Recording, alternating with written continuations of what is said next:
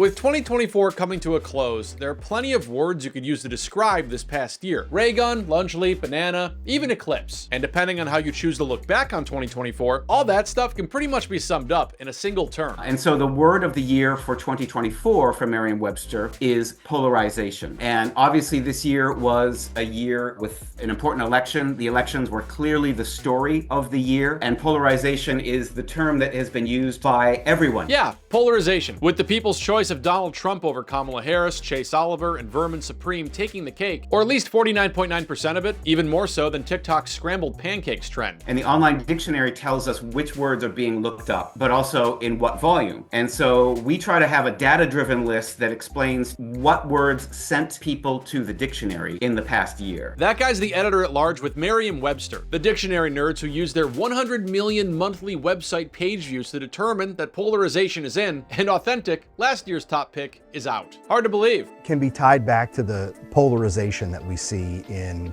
our politics today. That's a political science professor with Oakland University. And yeah, according to the Associated Press's VoteCast, a survey of 120,000 voters from this past election, 8 in 10 Harris voters indicated that they were very or somewhat concerned that Mr. Trump's views were too extreme, with 7 in 10 voters for Mr. Trump feeling the same thing in reverse about Kamala. And whether we Americans are battling it out over fascism, oligarchy, or Arnold Palmer's cock, Dictionary Boy told the AP that this year's annual word is indeed quite distinct. I will also say that polarization, it means division, but it's a very specific kind of division. I mean, the word division just means split, so that could be divided very closely. There are other words like tribalism, which means that people have sort of pre-existing ideas and ideals. But polarization really means separated. It means the extremes, which we identify as poles, which originally, of course, was a geographic reference or a mathematical reference. Yeah, it's worth pointing out that the word polarization doesn't have deep Renaissance-era roots, but instead emits more of a Thomas Edison-era soft glow than a Donald Trump-era deep bronze. This is a word that came in the 1800s, much later, because when they were starting to talk about polarization, you were talking about both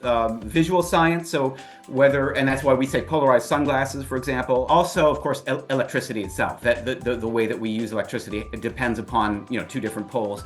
And so it came in as a scientific term, and it came in the early 1800s. And I find that interesting just because in 1,000 years of English, that's a pretty young word, actually. Now, that's not to say that polarization is the final word for what wraps up 2024 in a nutshell, let alone a hideously designed and likely inaccurate playlist. Dictionary.com's lexicographers, for instance, stayed on trend with a very mindful demure. For all the pipe dreamers out there, the Cambridge Dictionary went with manifest, to imagine achieving something you want in the belief that doing so will make it more likely to happen. Yeah, good luck. And the Oxford Dictionary put forth a public vote that settled on the term brain rot, stemming from the deluge of low-quality, low-value content found on social media and the internet. Which reminds me, please subscribe. From Shabuzi to Shogun, no matter what term you use to sum up 2024, our professional wordsmith does note that words that show up in the dictionary can at least serve as something of a cultural grounding adapter. I think that idea of the dictionary as being a kind of backstop for meaning in an era of fake news, alternative facts, whatever you want to say about the value of a word's meaning in the culture, at least the dictionary can measure that meaning in a very specific way for everyone. So yeah, whether you're feeling polarized or demure, or your brain is simply rotting out of your goddamn skull, it's safe to say that it's been yet another weird week here in these United States. And your daily news refresh was here for all of it. My name is Greg Ott, and every week we scour the internet for the best weird, funny, strange, and interesting news stories and compile them into this little video for you to enjoy at your leisure. Before we continue, don't forget to give us a like and a hot subscribe. It really helps us reach more people in the algorithm.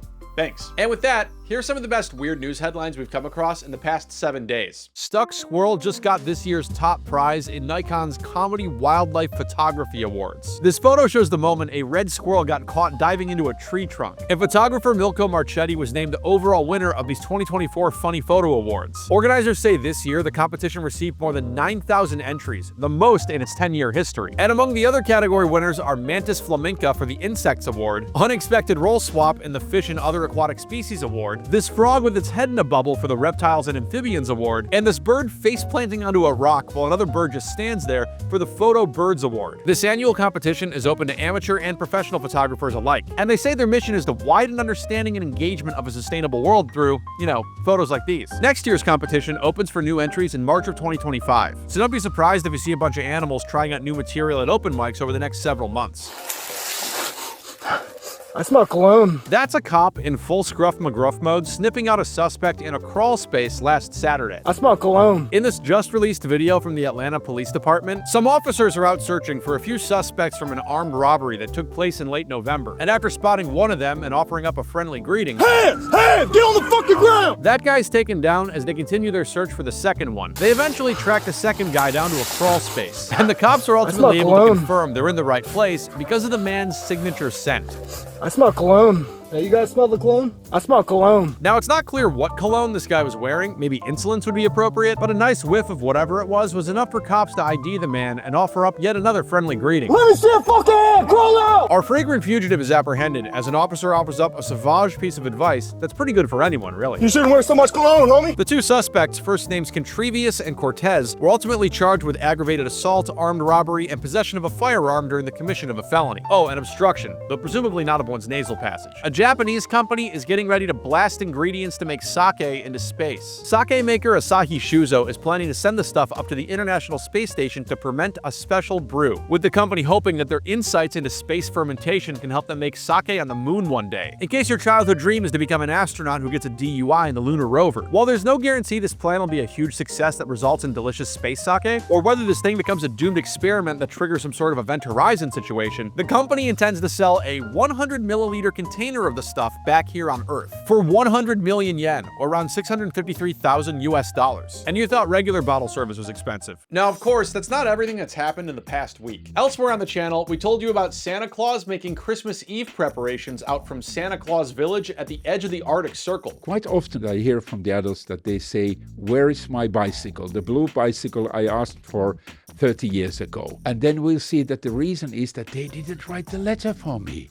I didn't know about that. Then they said, okay, I will do that again, and let's see what happens. Last Friday's Rocky lookalike contest got us looking into all these damn lookalike contests. I mean, just look at us. We put a lot of emphasis on the detail, just a little bit, and I think you absolutely look amazing. Oh, and some lady found a pearl inside of an oyster at an oyster bar in North Carolina. And I'm eating the oyster, and I go, oh my God, my tooth came out. And then she's like, Ma, really? These are the kinds of stories we like to cover here on your news refresh each and every day. Again, my name is Greg Ott, and if you like this kind of stuff, please give our channel a like and a hot subscribe to get more of it in your feed and to help us reach more people. And if you feel so inspired, don't forget to leave us a comment too. In this recent piece about that $6 million duct tape banana artwork, Karen Beard-U7S just said, great content as always. Could you help me with something unrelated? My OKX wallet holds some USDT, and I have the seed phrase. Alarm, fetch, churn, bridge, exercise tape, speak, race, clerk, couch, crater, letter. What's the best way to send them to Binance? Great question, Karen.